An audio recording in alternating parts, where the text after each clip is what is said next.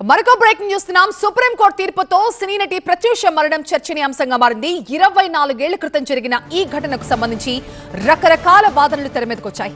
అయితే ఈ అంశంలో తమపై వస్తున్న ఆరోపణల్ని కొట్టిపాడేశారు నాటి 3-మెన్ కమిటీ సభ్యుడు నారాయణ రెడ్డి.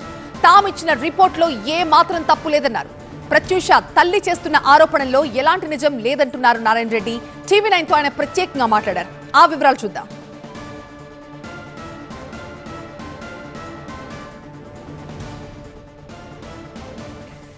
24 సంవత్సరాల తర్వాత సుప్రీంకోర్టు ఇవాళ ప్రత్యూష కేసులో ఫైనల్ జడ్జిమెంట్ ఇచ్చింది.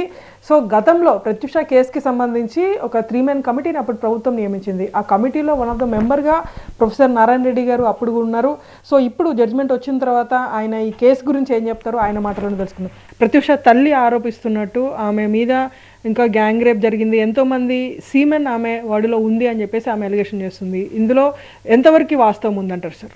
దీనికి ఆన్సర్ రావాలంటే హైకోర్టు జ్యుడిషియల్ రిజిస్ట్రేర్ కస్టడీలో ఉన్న డిఎన్ఏ రిపోర్టు బయటకు రావాలి. ఎందుకంటే అప్పుడు మోతీలాల్ బి నాయక్ గారు జడ్జి గారు senior member of the division bench అవి బయట పెట్టకూడదని సీల్డ్ కవర్లో జ్యుడిషియల్ రిజిస్ట్రార్ కస్టడీలో పెట్టారు. 5 ఏళ్ళ వరకు వాటిని బయట తీయగలను. ఇప్పుడు ప్రత్యూష తల్లికి డౌట్ ఉంటే అవి కావాలని అడగచ్చు. ఎందుకంటే as a victim party mother is indirect victim. So దాన్ని అడగచ్చు, అది బయట పెట్టచ్చు. కానీ ఎందుకు అడగటం లేదు? నాకు వచ్చిన ఇన్ఫర్మేషన్ డిఎన్ఏ గురించి ఏంటంటే వాళ్ళు 6 మందితో ఆ డిఎన్ఏని కంపేర్ చేశారు. ఎవరిలోన ఆ స్వాబ్స్లో ఉన్న డిఎన్ఏ రాలేదు. అది ఎందుకు? దానికి ఈ రోజు కూడా అనాలిసిస్ చేసేవాళ్ళు లేరు, అడిగేవాళ్ళు లేరు. ప్రత్యూష తల్లి చెప్తుంది అప్పుడు మునిస్వామి రిపోర్ట్ని ఇన్వెస్టిగేట్ అధికారులు ఎందుకు పరిగణలోకి తీసుకోలేదని చెప్తుంది. దీన్ని ఏమంటారు? అది తప్పు. నేను చూపిస్తాను పరిగణలోకి తీసుకున్నది అనేది. అది తప్పు. ఆయన రిపోర్టు ఎగ్జిబిట్ నంబర్ 50, మా కమిటీ రిపోర్టు 51. మరి ఆయన రిపోర్ట్లో గ్యాంగ్ రేప్ జరిగిందని చెప్పేసి ఇచ్చారని ఏమీ లేదు.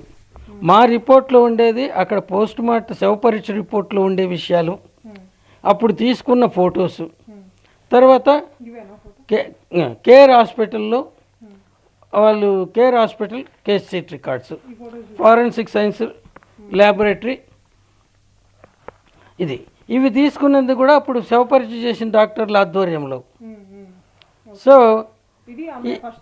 ఈ ఫొటోస్ కానీ లేకపోతే మా 3-మెంబర్ కమిటీ ఏ రిపోర్ట్ ఇవ్వగలిగేవాళ్ళం కాదు. మరి మునిస్వామి గారు ఎందుకు ఈ తరహా రిపోర్ట్ ఇచ్చినారు అంటే? నేను చెప్పను దాని గురించి. డెత్ డ్యూ టు థ్రాట్లింగ్ అన్నారు, గొంతు బిసి చంపినారని. అక్కడ ఒపీనియన్ ఇచ్చినాడు, ఒపీనియన్ ఇవ్వలేదని అంటారు. రెండోది ఏమంటాడు, however విజరా preserved for to detect poisoning if any అంటాడు. ఇక్కడ వచ్చిందే పాయిజనింగ్ తీసుకున్నారని, శవ పరీక్షలో ఉండేది కడుపులో పాయిజన్ చూసామని, ఇంకా మళ్ళీ ఆ ఇఫ్ ఎనీ ఎందుకు? మూడోది semen collected from vagina for DNA fingerprint అంటాడు, grouping and DNA fingerprint. Semen అనేది కళ్ళతో చూసి చెప్పలేరు, అది టెస్ట్ చేస్తేనే తెలుస్తుంది. సో ఇవన్నీ కూడా ఆయన ఎందుకు టైప్ చేశాడు, ఎలా చేశాడో నాకు తెలియదు. ఆన్సర్ ఇవ్వడానికి ఆయన బ్రతికలేడు. సుప్రీంకోర్టు వర్డిక్ట్ వచ్చింది కాబట్టి ఇందులో సిద్ధార్థ రెడ్డి దోష నిర్దోష అంటే మీరు ఎట్లా చూస్తారు సార్? నేనేమి చెప్పను దాని గురించి. సుప్రీంకోర్టు వర్డిక్ట్ కాపీ చదివేంత వరకు, అది లేనంత వరకు ఏమీ చెప్పలేము. మొత్తం ఫోటోగ్రాఫ్స్ అన్ని చూసిన తర్వాతనే ఫర్దర్గా ఈ కేసులో ఫైనల్ రిపోర్ట్ కూడా ఇచ్చామంటూ నారాయణ చెప్తున్నటువంటి వర్షం.